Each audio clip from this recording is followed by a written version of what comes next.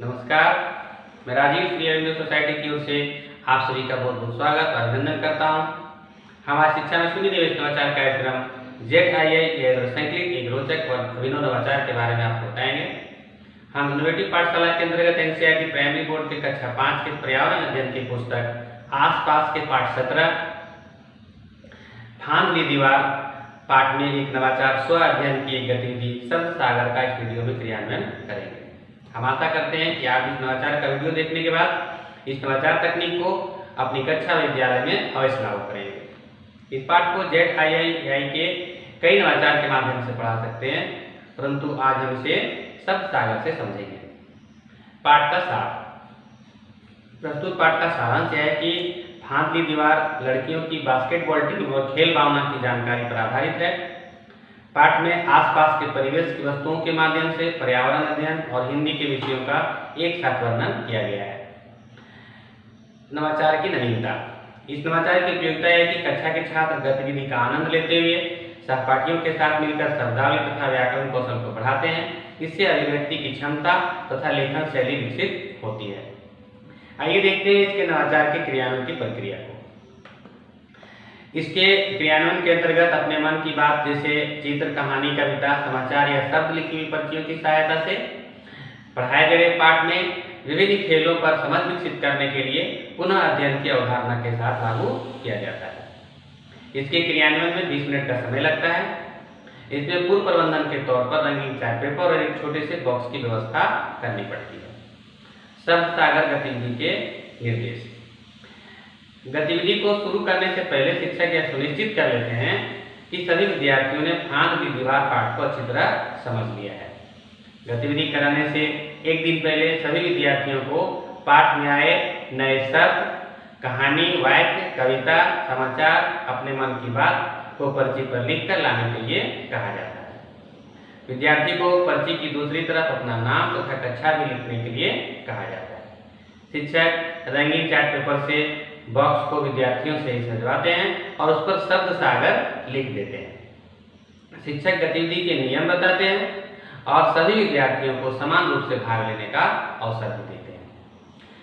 विद्यार्थियों के द्वारा पर्ची पर लिखकर लाए गए नए शब्द या अपने मन की बात को शब्द सागर बॉक्स में डाल दिया जाता है।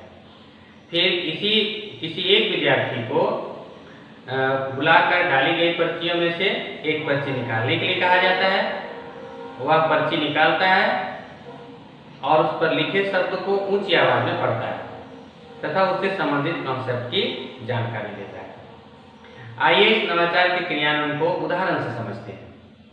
एक विद्यार्थी आगे आकर पर्ची उठाता है जिस पर बास्केटबॉल लिखा है।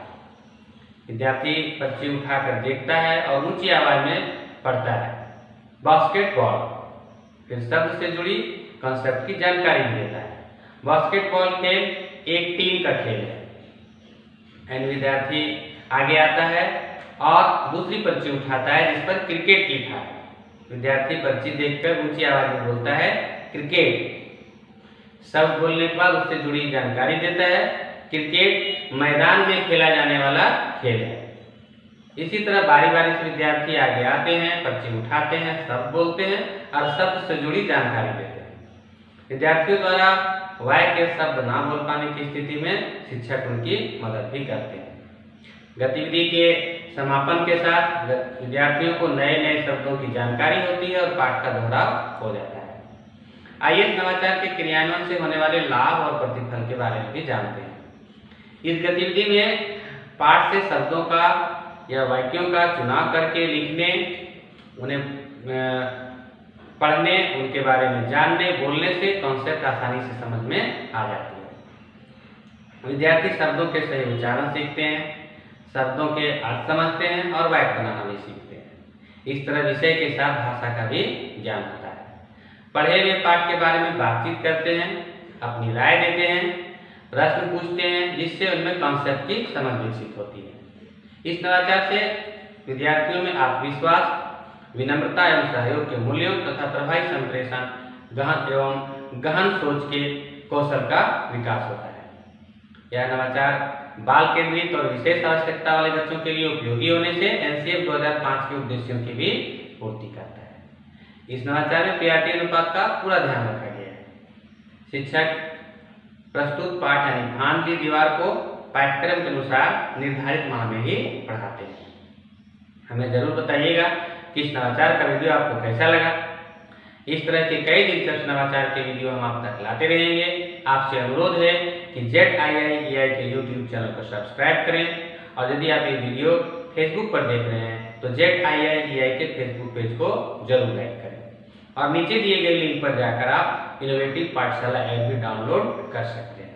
इस वीडियो को देखने और लाइक करने के लिए आपका बहुत बहुत धन्यवाद।